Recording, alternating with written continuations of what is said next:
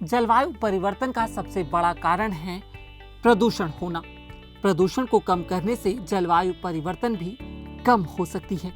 ऐसे में अब समुद्र और हवा में प्रदूषण को कम करने के लिए एक ऐसा जहाज बनाया जा चुका है जो हाइड्रोजन से चलेगा। यह दुनिया का पहला ऐसा मालवाहक जहाज होगा जो हाइड्रोजन का उपयोग ईंधन के तौर पर करेगा। इस जहाज को बनाया है फ्रांस की एक कंपनी CFT ने। ये जहाज साल के अंत तक पेरिस की सीन नदी में चलाया जाएगा। इस जहाज को कंप्रेस्ड हाइड्रोजन से चलाया जाएगा जो इलेक्ट्रोलाइसिस प्रक्रिया से जहाज के अंदर ही बनाया गया है। इस जहाज को नदी में चलने के अनुसार ही बनाया गया है। CFT के डायरेक्टर मैथ्यू ब्लैंक कहते हैं कि इस समय प्रदूषण बहुत ज्यादा है। इस प्रदूषण को कम करने के लिए ऐसी टेक्नोलॉजी और परिवहन प्रणाली की जरूरत है जिससे प्रदूषण कम हो।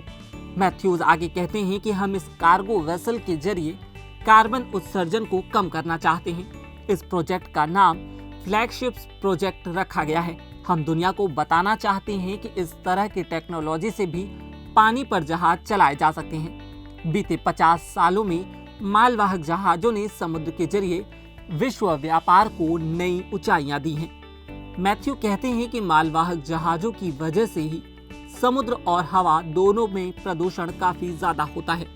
ये जहाज ग्रीन हाउस गैसों के उत्सर्जन में बड़ा योगदान करते हैं जो कि पर्यावरण के लिहाज से ठीक नहीं है।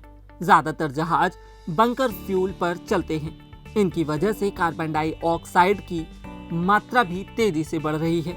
ये दुनिया के दूसरे सबसे बड़े प्रदूषण फैलाने वाले जहाज होते हैं। इनकी वजह से क्लाइमेट चेंज होता है। बता दें कि फ्लैगशिप प्रोजेक्ट को साल 2018 में $6 मिलियन यानी कि करीब 44 करोड़ रुपए की फंडिंग से शुरू किया गया था। ये funding European Union research and innovation programme के तहत दिया गया था। बता दें कि इस प्रोग्राम का आधिकारिक नाम होराइजन 2020 था। इस फंडिंग से हमने एक जहाज बनाया है और बाकी पैसों से हमने हाइड्रोजन ईंधन का उपयोग करके कार्गो ट्रांसपोर्ट के लेकर कई रिसर्च कर रहे हैं। पेरिस में हाइड्रोजन से चलने वाला एक कॉन्सेप्ट कार्गो वेसल अब भी चल रहा है।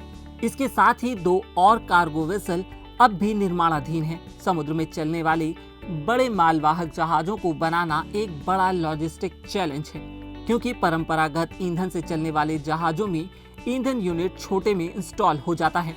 ये आसानी से कहीं भी ईंधन ले सकते हैं। जहां तक हाइड्रोजन ईंधन से चलने वाले जहाजों की बात है तो इसके लिए बड़े ईंधन की जरूरत होती है।